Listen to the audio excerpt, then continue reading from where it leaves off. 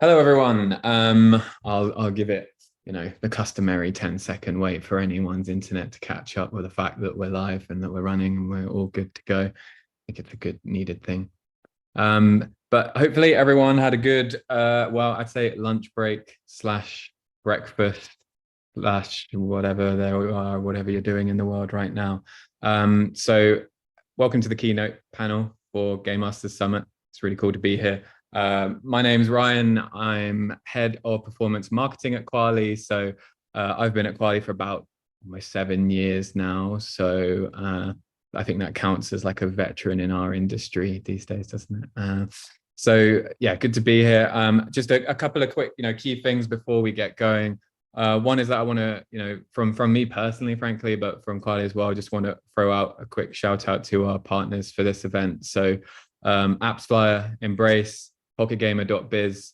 It's super cool, and there's big love for the fact that we're getting support from you guys and from these places for a publisher driven gathering of minds like this. That's not very common thing in this industry and super unusual and kind of a bit innovative and interesting.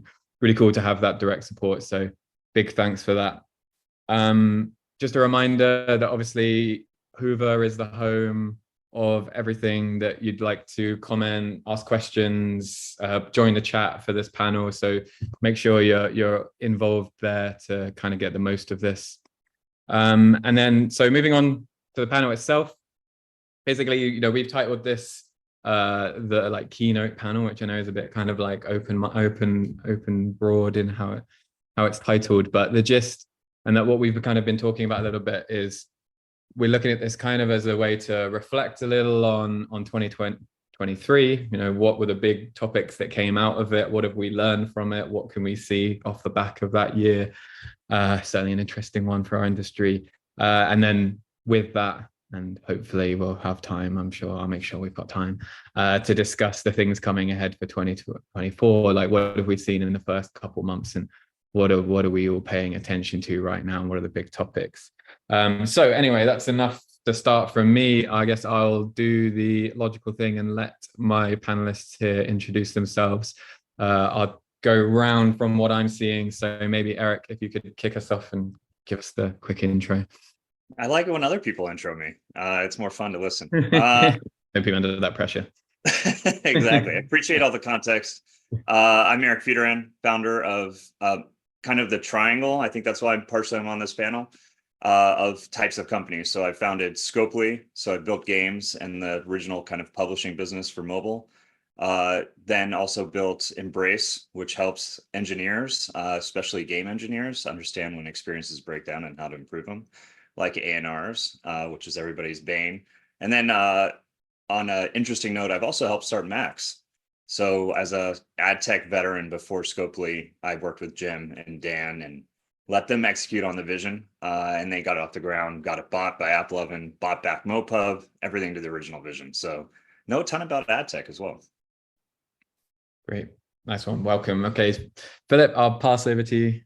Hey, I'm Phil. You might know me from Deconstructor Fun. This Week in Games podcast. I'm one of the ragtag group of misfits with Eric Kress, Jen, Laura, and sometimes Mishka when he decides to, stop his jet-setting life.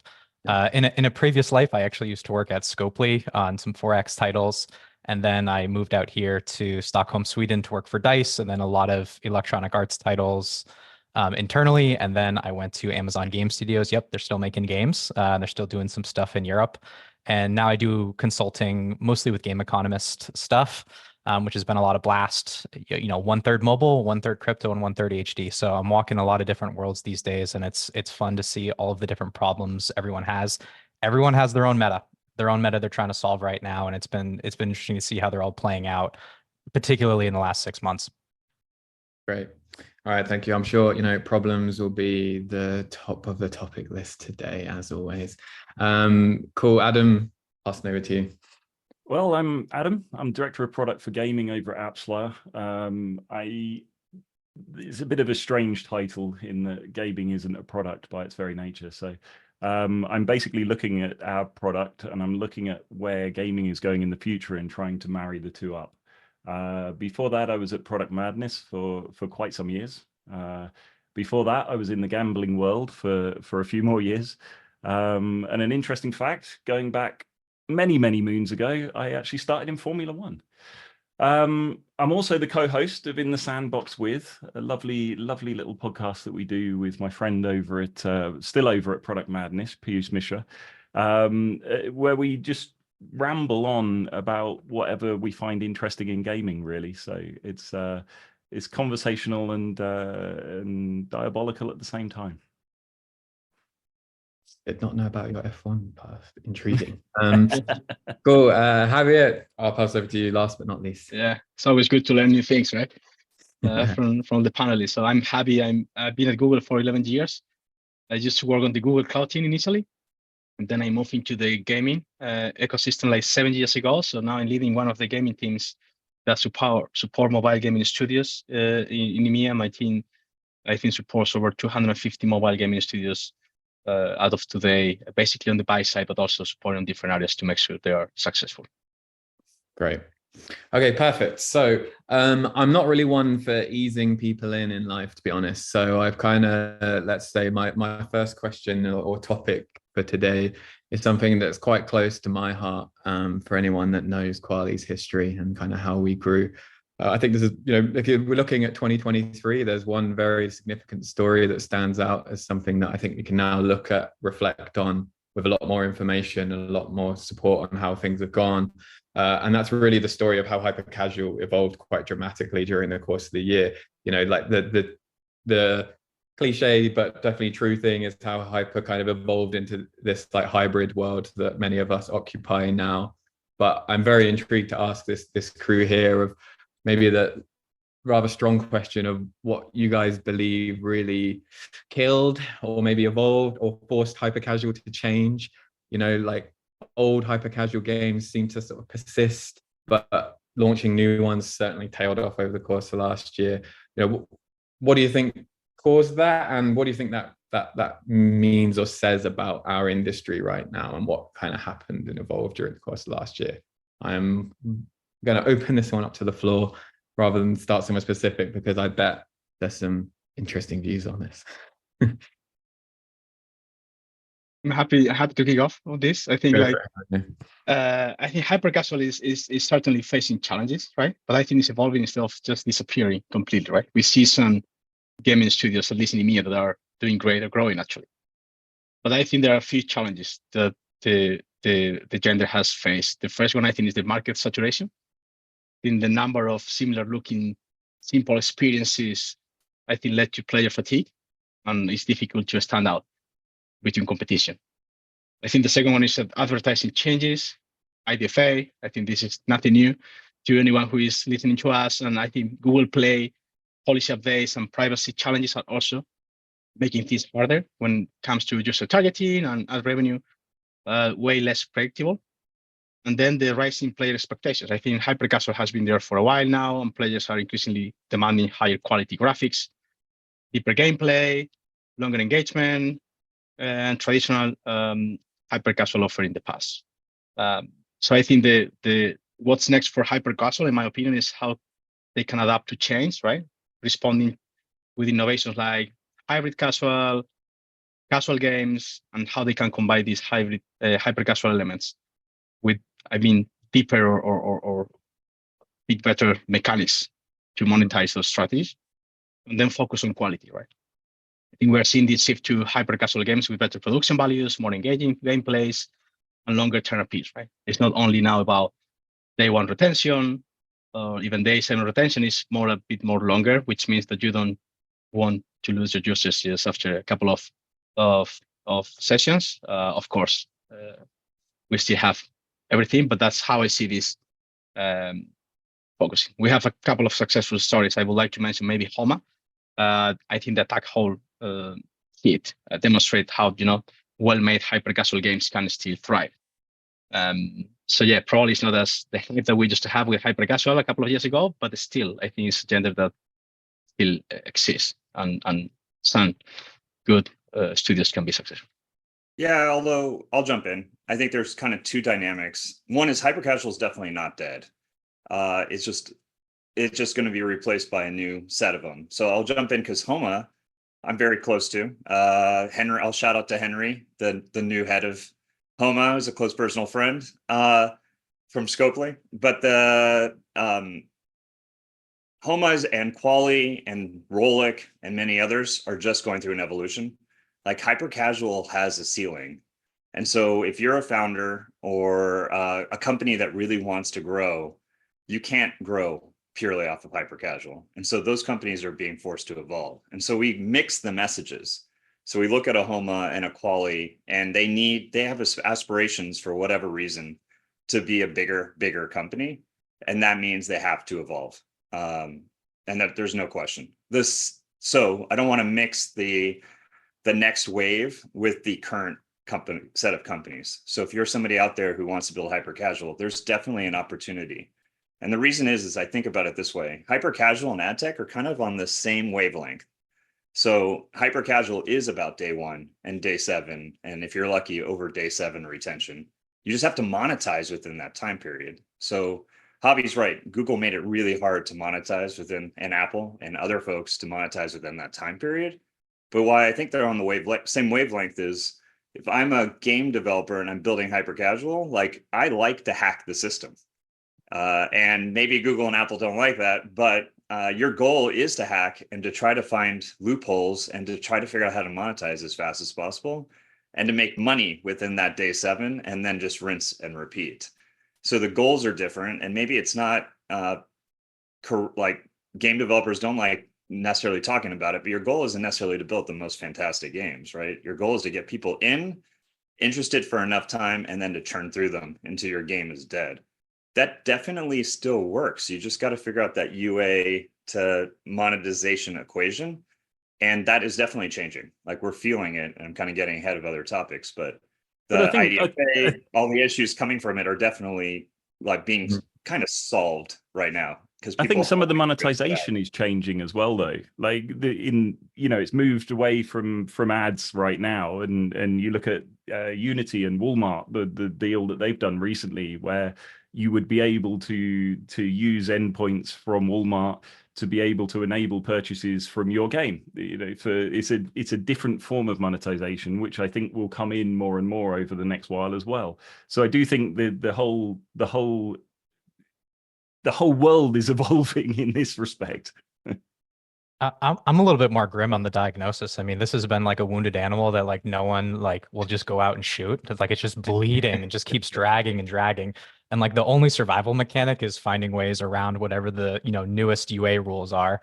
Whether that be fingerprinting now, but like the writing has always been on the wall. If you Google like hyper casual is dead, I mean, you'll see articles from 2001 when Apple starts to like ramp up, when it starts to ramp up a lot of their ad tracking, deprecation. Still dominating the download charts. I mean, like look at any monthly download chart. Like it's hyper casual. Like when I'm trying to figure out what's hot this month, I'm like, how do I filter out all the hyper casual stuff? It's hard to figure out what's real and what's not. But when you look at it in mass, you look at all the macro stuff, clearly like year over year, it starts to decline. It's hard for me to go out and recommend developers to say, hey, you should invest in the declining market. That's usually not what you're looking for, but it's still something with a very small team that you can get something out the door very, very quickly. And it's still incredible for figuring out core mechanics. I mean, I know we're going to be talking about hyper casual stuff, but there's so much gold that hyper casual is finding, so many beautiful mechanics. There's an incredible amount of experimentation happening right now. And what I find so frustrating, sometimes like companies like Homa, when you see hole and fill, is they found this incredible mechanic and they keep killing it with ads. And there's so much more they can be doing by building compelling metas around this. There's a monster truck game that came out, last month that I was playing where, you take a car, you shoot it down a track, and then you try to attack, the statue, and over time wear it down. It's a beautiful mechanic. I just want more around it, and there's so much experimentation that no one is. That's where the quick innovation comes in, though, because it is about churning out content, like Eric said. You're putting content out there as quickly as you can, but by its very nature, you have to become more innovative with what you're putting out there, because otherwise, people won't play the same old thing. Surely. No, but that's not true. Like they'll still play the same old game. To Philip's point, like we've seen this story so many times. We've seen it like in 2000 when the internet became a thing in flash-based games. Then we saw it with Facebook. We've seen it with Apple on the initial store release. We've seen it over and over. It just recalibrates. So it's not about new content. It's not about new games. I'm with Phillip on experimenting with game mechanics, but you still got to make money. And so if you're a small game team, like, screw it, release the same game if you think you can get the users and you think you can monetize it, and figure that out. Like, the best hyper casual game companies are not great game designers. They're really good at the operations of the games and how to make money off of them and acquire users, which is the core of most games. So to do full circle, like, we just go through these cyclical evolutions where somebody throws in a hand grenade and then people have to re-evolve, and we're feeling that right now. Yeah. So what for a lot of game dynamics, but you're just keep doing it, just get really good at the operations. And then the caveat is then you can grow into the Kwalees and the Homas because you're really good at building games and the core mechanisms about making money, acquiring users, which is game development at the heart. Then you can focus on the design. That's secondary. So what do you think stands out then? Like, I guess those are some pretty strong examples of like the things that need to be focused on, adapted. But like, looking back, say over the last year, there are a range of games that have either been evolved from hyper casual titles that have become these more hybrid driven games, or maybe things that started with that as a pure focus. And there's some good examples. We talked about some from Homer, different things from Kwalee, or Say Games comes up a lot in this kind of topic. Like, are there any specifics? Are there things of what stands out about those games that you guys have seen or noticed, or not? Are they following like pretty traditional, well-trodden paths? Like, what's your thoughts on like actually the things that have been successful, and what stands out about those kind of hyper to hybrid games? Find the right meta template that matches your core gameplay. Okay. Like that to me is the story. It isn't just find whatever you want, find whatever meta you want, slap it on. It's find the right template and pair it with the right core gameplay. You can't just slap any mechanic on any core. And when I think about for example, My Perfect Hotel, or when I think about a lot of the other games that have had success going to hybrid, they found the meta that makes sense. Collect them all, okay, let's take the hyper casual playbook and let's slap what we know works in match 3. Find the right template. And I think that's a lot of what Happy's success is finding the right template and then slapping on to the marketing success that they know. And I think you're starting to see more experimentation on like what these metas are. Like, I've been playing a lot of Weapon Master, which is again from Homa. I love these gun games, kind of these left-right gun games, and they're starting to build a little bit of these metas. You're kind of like matching this equipment and upgrading your gun a little bit. It's not quite hybrid yet, but they are still building a little bit more depth. There's kind of like some merging mechanics. So I think we're starting to figure out what templates are going to work in hybrid and which ones are not, and how you pair those with a good core gameplay. I think that's the key. Like, for the people listening, I think Phil's right. Like, the action item is, if you're hyper casual, figure out the core mechanic, focused on that. If you're lucky enough for that game to take off and maybe to have over day 7 retention, then you start building the mechanics around it and become hybrid. But you can't start hybrid. You'll just fail because you've messed up the core kind of LTV to UA equation. I think a lot of designers mess that up. They think about the core design of the game and they forget about the operations of it. No, I'll hold back that. That's a core mistake I've seen from game companies over and over. I'll talk more about it as an investor later on. Great. Okay, cool. All right. So in the consciousness of time, I should probably move on from my favorite topic around the hyper casual, but trust me, I've got more stuff that I'm very keen to talk about. So keeping on a similar vein of maybe just looking back and trying to learn a little bit and pick up some of the key bits from 23. I'm interested in, like, let's talk a bit about other games and the world outside of the hybrid bubble. Last year was one where most panels I've been to, most talks you see, is a bit doom and gloom, and people definitely not feeling super sparky and happy about everything, despite the fact there's plenty of very like successful stories out there. And I guess that's the thing that intrigues me a little bit, right? Like, okay, people like me can complain as much as we want about difficult UA times, but there are like plenty of people making it work. And I just want to, ask a bit about that. Like, I'll bring up some examples of, say, Monopoly Go or Chrome Valley Customs, Whiteout Survival, games that have like done very well over the course of the last year. these are broad examples with different case studies, of course, and I don't expect us to talk about specifics today, but are there common threads? Are there key elements to what these games are doing or what these companies are doing to actually get games working in our currently apparently very difficult industry situation?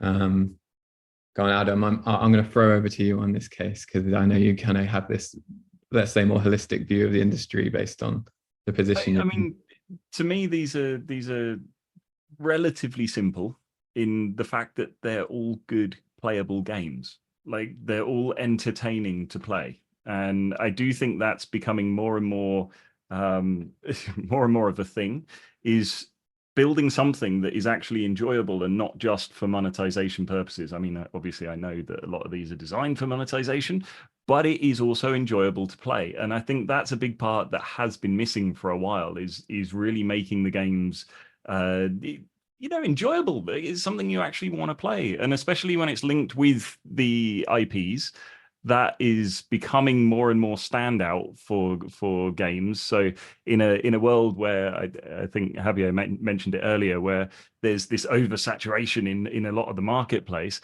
having IPs really, it helps with the discovery, and it helps with the organic discovery, which again is a big part of this. I call baloney on this one. There have been plenty of fun games that don't work out. I mean, Marvel Snap is garbage in terms of monetization. It's doing nothing. Doesn't even seem to be profitable. I mean, you spend all that money, hiring Samuel Jackson. Yeah, but it's a fun game. Ads. It's an incredible game. It's a magnum opus of CCGs.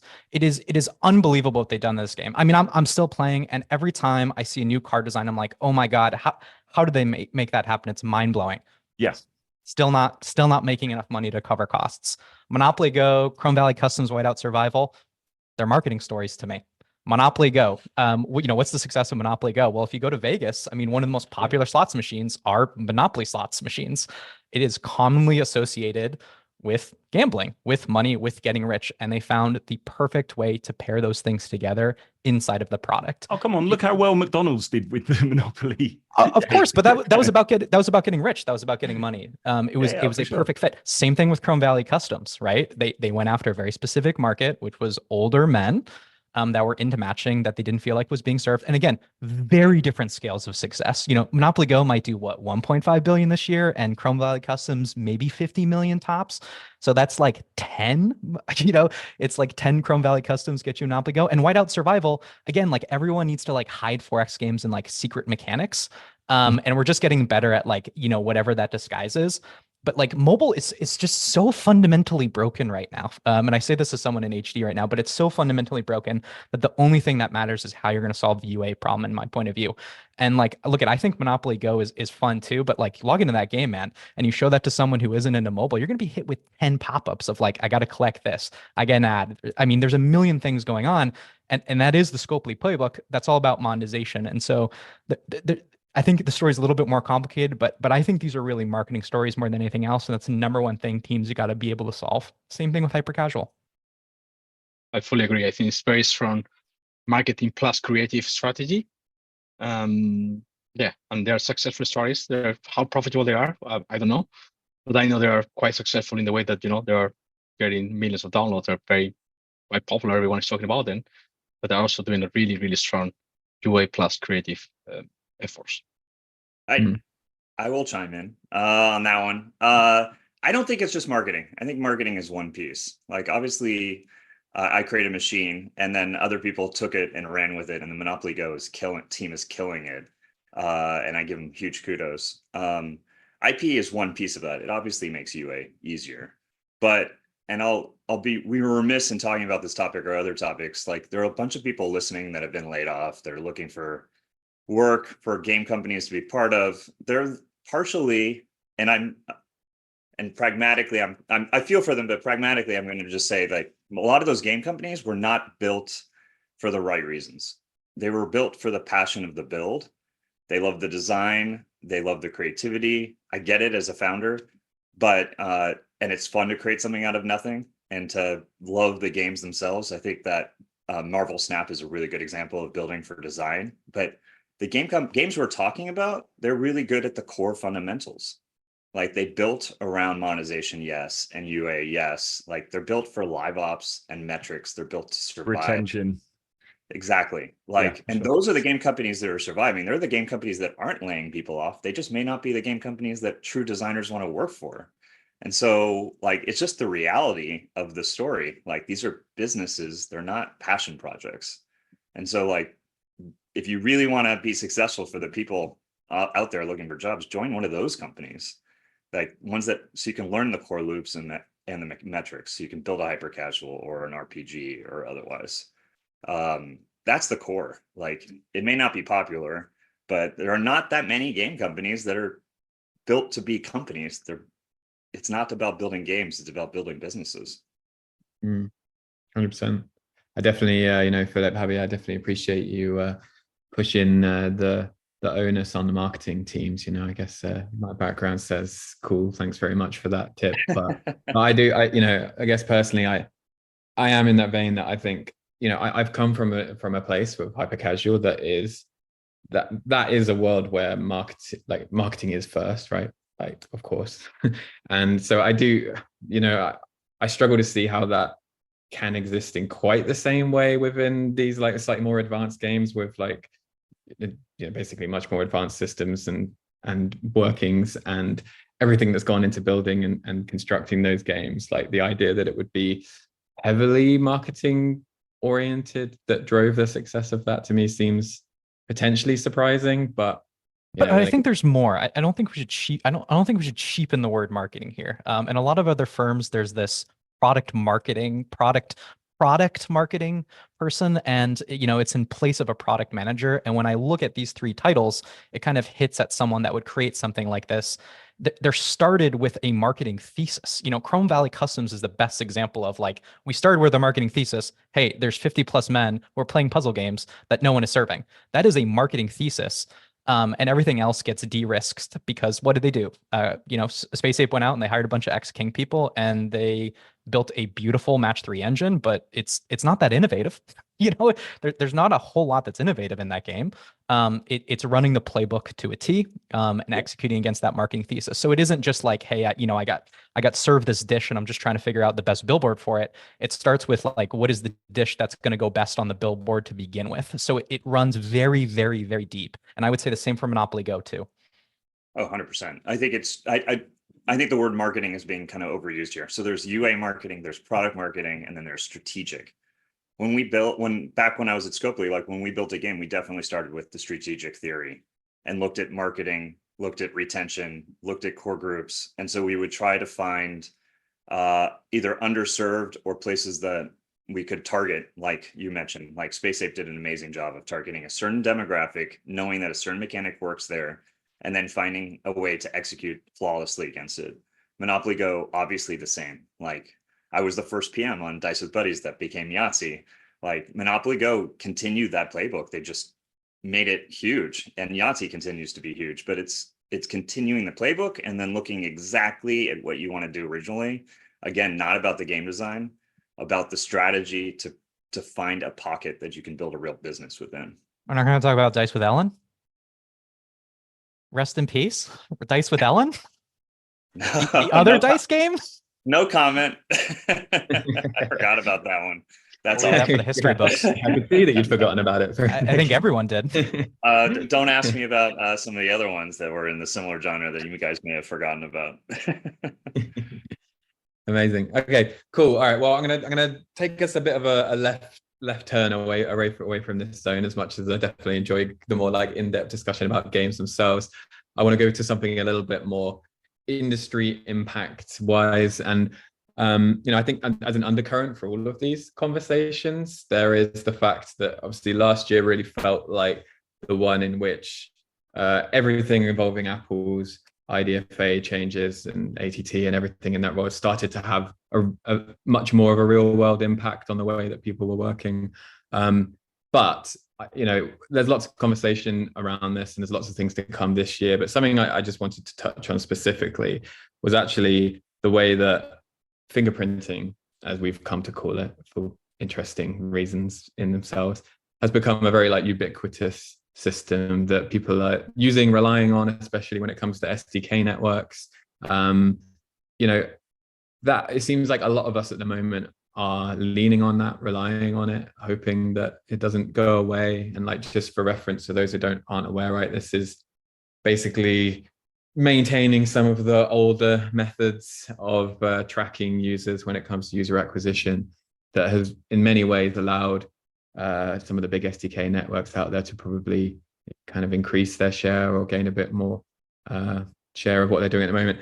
So I'm really intrigued to ask the group here, you know, is that a rug waiting to be pulled out? Is fingerprinting going to go away? Because people have been telling me that it's going to go away for like 2 years now, and it doesn't seem to be happening. Is that something that we in an industry are still relying on or will rely on in this year, or is that going to change? And, you know, I guess maybe I'll go to Adam first, just because this seems like a very apps flyer. Thanks. Yeah. I really appreciate that. Look, I think the honest answer is if we take the whole scan box, which is obviously scan and privacy sandbox, like I'll start with privacy sandbox. Like with Google, we're working a lot closer with them. They are working very closely, and I'm not just saying this because we have Google here, but they're working much closer with the industry and trying to make the changes that they're going to employ a lot more softer for the entire industry. I think the scan changes have been interesting, and I think with the probabilistic side of it, we don't have an answer. You know, it's not like we're getting a full liaison with Apple on a regular basis, so we don't have an answer for that, and we're kind of waiting to see at the same time. The one thing I will say is recently with the privacy manifests, that is an interesting perspective on the intention of these changes, and you know, we're still trying to work through. We're releasing our nutrition labels, which the developers need to put in place, and they're going to be employing that, and that's all part of how we will be working on Apple to be, you know, from now anyway. So it doesn't really change much from our perspective. So I ultimately, I don't know, is a very clear answer on that one. Yeah, that's definitely fair enough. I suppose Apple are going to be the ones that will only know the true answers to that. But yeah, I don't know. Maybe Javier, if you want to weigh in on that one. I know it's you know, probably an interesting topic for you guys. Yeah. The approach is very different. Yeah, I of course I have no information, and thanks Adam for your comment. I think, this is personal opinion, I think it's going to take years for us to adopt fingerprinting. Unfortunately for Google, because I think it would benefit us, right? But I think the infrastructure that they need to ensure that fingerprinting is not happening is very expensive to build. From what I understand, right? So I think it's like a private thing only. Just to make sure that you can ensure that that's not happening is way too expensive, and I don't see a trade-off on the other side for Apple to enforce it. That's my opinion, and also given that it has already passed 2 years and nothing has happened, it needs to actually validate the point as well. I'll say the controversial that Javi can't say from Google. Like, Apple doesn't really care. They have they're a hardware company that says they care about the users. I love Apple, don't get me wrong, but at the end of the day, they care about selling hardware. And so they release these things because it's PR and policy, and obviously they need to from a legislation and litigation perspective, but they're never going to completely squash it. Like, fingerprinting has always existed and will never go away. I built the first data management platform once upon a time, way before Scopely. Fingerprinting existed then.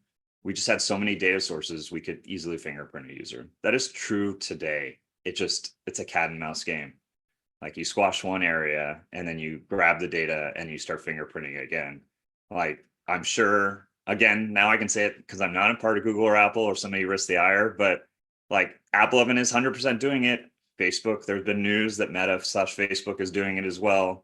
Like, you have to do it if you're an ad network. for buying behavior, for tracking, for everything. So it will be there. Is it scary? Yes. As embraced, I care about player experience. Yes. Don't get me wrong.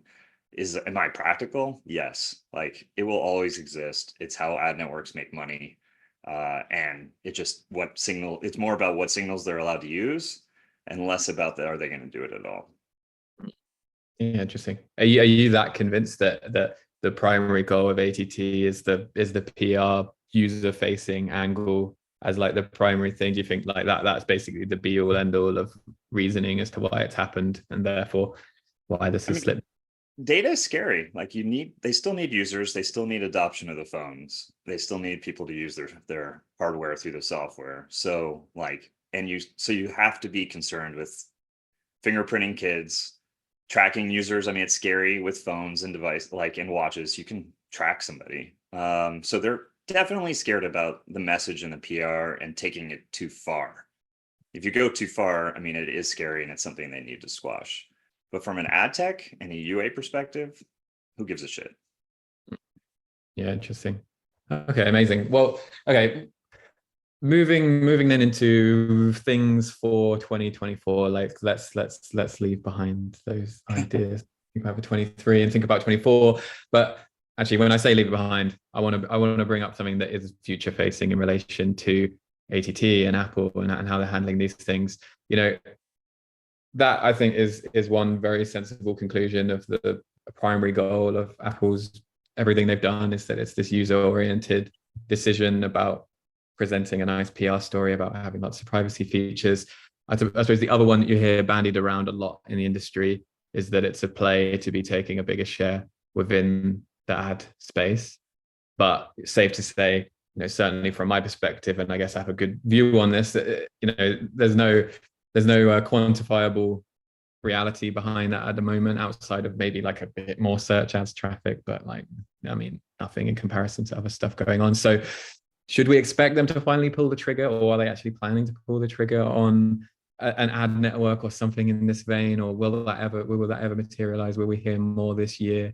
Interested what you think. I don't know, Phillip, maybe if you have a view on that one, as I know you're more of a game specific guy, but I bet this is something only if the P&L cries. Only if the stock starts looking desperate will they go to the back of the toolbook. But I think you heard Eric say it previously.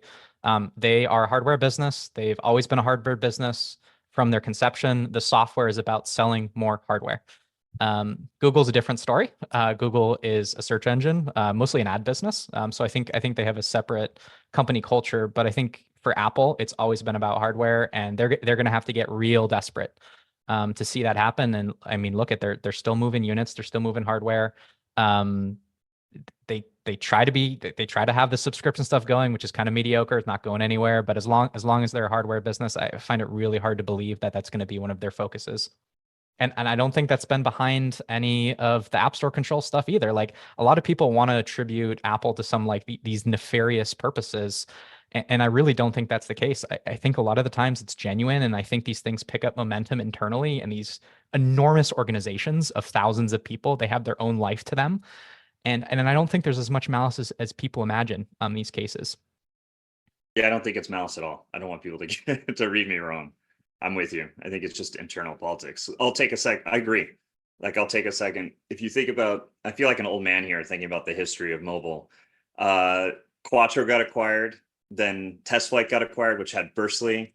They've had two swings of the ad network business. They killed it both times. The rumor is in the last batch, it was $1 billion business. It's just hard to think about it this way. We overreact in some ways, but Apple, if it's not making over $1 billion with high margin, they're going to kill the business.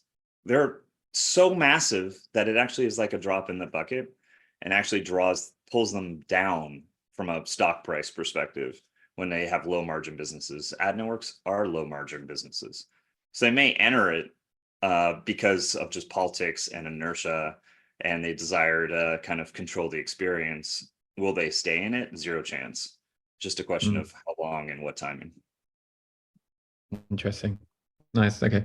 So Adam, you haven't had Apple get in touch, say, hey, we're looking at a new integration.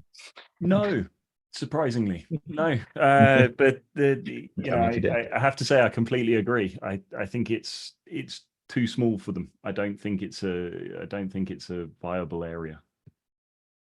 Yeah, Cool. that's one. I think they will have probably done something already if they were planning to do it, but I don't think at that stage it makes sense.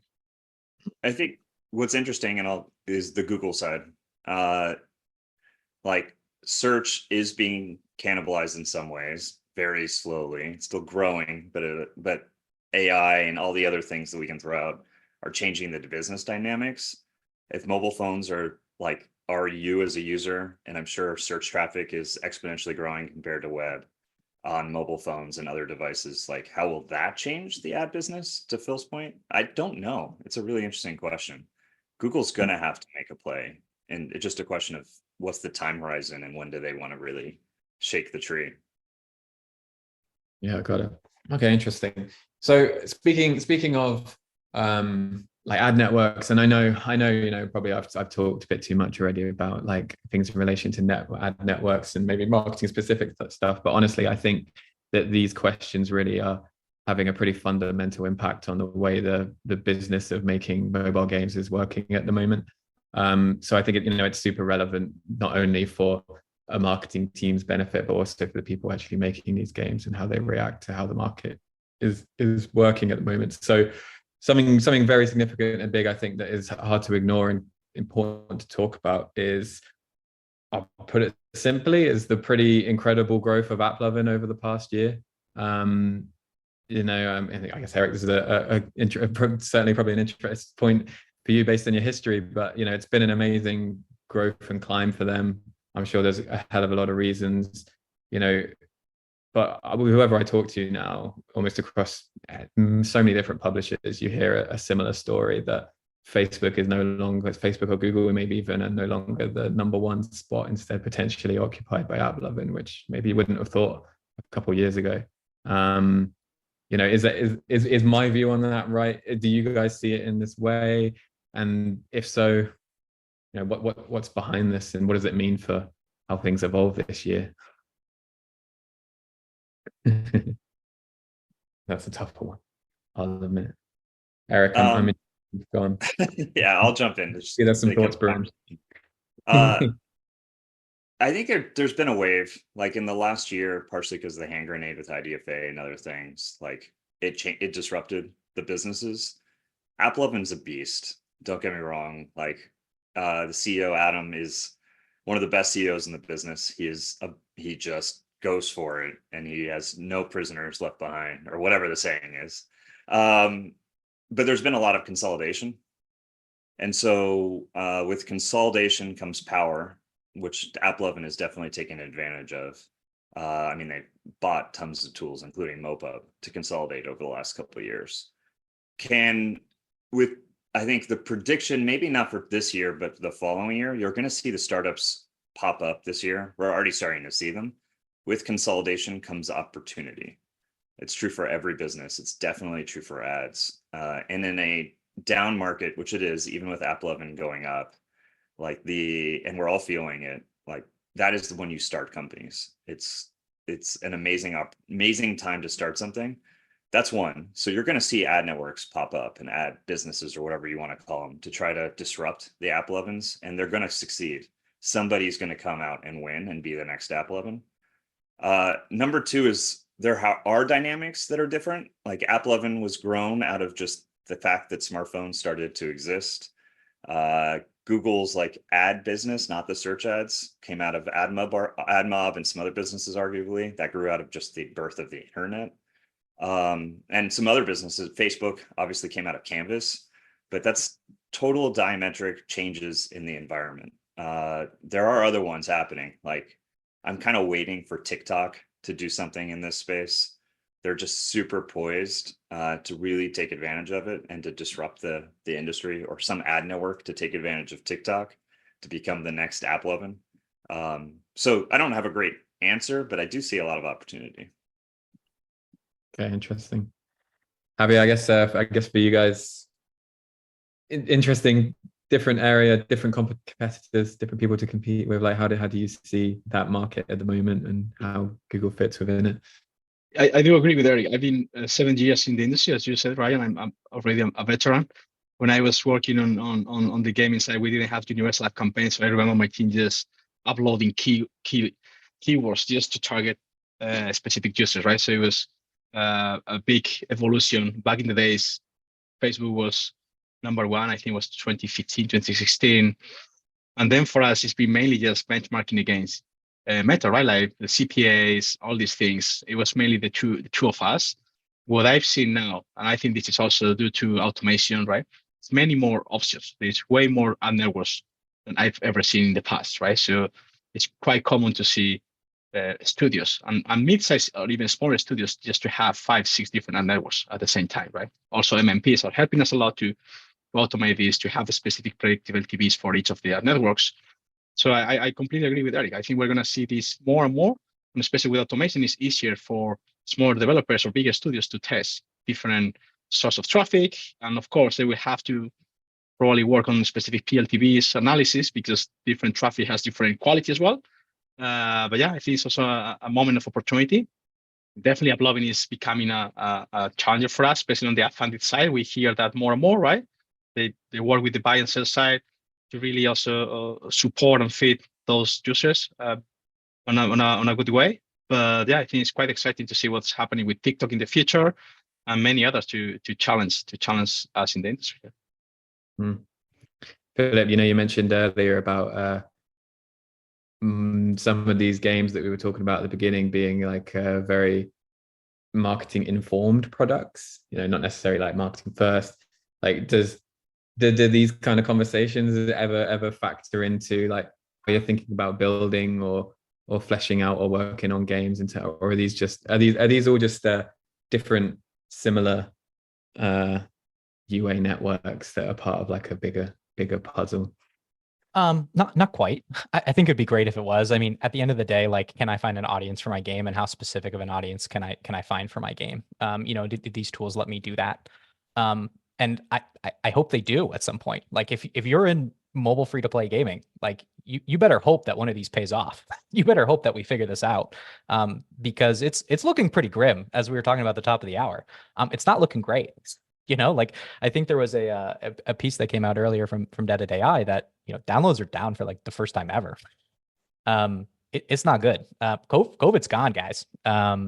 It's bad, and we got to get not only back to COVID highs. We want to get beyond COVID highs, and so like we could burn another 3 years just trying to get back to where we were during COVID. So it's not looking good. And I have a hard time seeing the bright side. I mean, even our conversation, we're talking about fingerprinting, maybe fingerprinting will like continue to survive, but who thinks this is going to get better? That's a hard bet to make. Who thinks this is going to improve? Who thinks we're going to get better at this stuff? And I hope someone figures it out. I hope someone gives us hope. I hope someone is able to do that, but I just not seeing it right now. And so, all right, I'll go off book for this one. And like, what do you guys see as the right direction? Like, what are, and I suppose publishers in particular, but maybe this is a message to ad networks and social channels and things too. Like, what does need to change, or what needs to open up, or what conversations need to happen to have that slightly more optimistic future? I'll give you a sec to think on that one. I guess, Phillip, do you think we hit bottom? Because I agree with you that there's a COVID hang where companies overinvested. I mean, people being laid off is a lot of that is just because a lot of game companies overinvested in fundamentals. I think are we at the bottom of that, or are we still hitting the bottom? Because then it's something to be optimistic about. Because it has to come back and re-regulate. Maybe not at the high of COVID, but it won't be at the low. So there are two things that strike me. One is I keep going back to timeshare, game played timeshare per week, and we're down from COVID highs. And I keep thinking about like, what is the thing that's gonna get us back to people playing more and more games, spending more and more of their time playing games? And we know there's a long run correlation between time spent playing games and ultimately like the revenue we're able to produce. And I have a hard time solving that equation in my head. Like, what is that thing? What is it? So I struggle with that. I'm not quite sure. Like, are we just going to suddenly make better games that we weren't making before? I don't know. That's not a very satisfying answer. So I would say that's one thing that I find very challenging. And I would say that the second is that I find a lot of the VC plays into content to going to explode very soon. And I say that in the AAA space, and I mean that in the mobile space. There are very few mobile game companies that can generate VC style returns on a pure content basis. I mean, you've got Supercell and maybe Dream Games. I mean, it's pretty slim pickings here. I mean, maybe we could point to Riot, but Riot's really, that it was sold on a distribution story. Hey, we're going to be direct to consumer. We're going to have our own launcher. All this stuff. I don't think we've hit bottom. I think there's a lot of VC money that is going to return zero, and that hasn't croaked quite yet. And I think that's coming. But I think more than anything else, it's like how are we going to get back to the time played that we had during COVID? Like, that to me is a very long run concern, and I don't see the answer. I'm really interested to get your perspective, actually. Does PC and console having such a fantastic year last year impact mobile, do you think? So I've been very interested in kind of the convergence of these worlds. So on one hand, you've got mobile game developers, which are doing more PC SKUs. So if you go to Steam, there's a lot of people just like shitting out their Unreal Engine games into Steam and just letting it rip. I mean, you can still sometimes see like the touch controls. They're really just letting it go. Sometimes you'll see Scopely do, direct SKU. We're talking about Star Trek Fleet Command before the start of this. I mean, you can go to the Scopely website, you can download Star Trek Fleet Command, play on your desktop right now. And then I think you've got these other games which are true dual SKUs like Genshin Impact, which really spans both worlds. And I think that stuff, and Roblox, of course, Fortnite, of course. I think that's very interesting. It's one way you can amortize cost. You can cast a very, very wide net across like the two platforms where all gamers are. I mean, the market's basically 50-50, right? It's half mobile, it's half HD. Yeah. And I find that very curious. Revenue-wise, not numbers-wise, presumably. Revenue-wise, yep. Yeah. And I find that very curious. And I think we'll begin to see more of that. I thought we'd start to see more HD developers come into mobile. I thought Marvel Snap was going to be the start of that. And it hasn't quite happened. Arc Rumble kind of exploded in their face. It looks like HD developers have a long way to go in really figuring out monetization. The players strike me as two completely different sets of players, though. There's a real anti-pay-to-win element of PC and console players. And it seems a lot of the ports that I've seen that have moved across mobile to PC and console have really not done well in the reviews section on Steam, that's for sure. And I think that's fair, but I would say on a generational standpoint, I think those lines are starting to blur. And I really look to Roblox. I really look to Roblox as the really pivoting. I think like the core differentiator has been virtual dual sticks, like those two analog sticks you have on the screen. Like that really has been the generational gap of whether or not I can put an HD game and I can put on mobile. And it appears that Gen Z is completely comfortable with this. Almost all Roblox games are virtual analog sticks. Yeah. And as that becomes more and more accepted, I think HD is going to have an easier and easier time kind of landing in mobile and being successful. I think the blocker is the mentality. I'm with you. Like the HD game companies aren't able to do live ops or build games for ops. I've been shocked continuously. Like I get that the player persona will puke on it, but there's just so much money to be made to do free to play console or PC. Massively. Well, look at Genshin. Yeah, it's just insane. I mean, Fortnite has kind of tipped their toes into it because they basically have a free to play model. You pay, but then everything else is these seasons. Yeah, and they're really good at it. It's why they're part of the reason their engagement is so long. But they still haven't crossed over, and I don't blame them. I think their user base would puke. But if you're a mobile developer, I mean, this smells like opportunity. I mean, look at Vampire Survivors. One dev wanted to go out there for $3 and sell a game. Go for it, man. If I'm Hobby, I'm going to build a $500 franchise based on this. So like, if they sleep, eat their lunch. And I hope, and I really 100%. Think if you're listening to this, go play games on PC and steal their mechanics. I mean, Hole and Phil, we were talking about top of the hour. Hole and Phil has HD inspiration.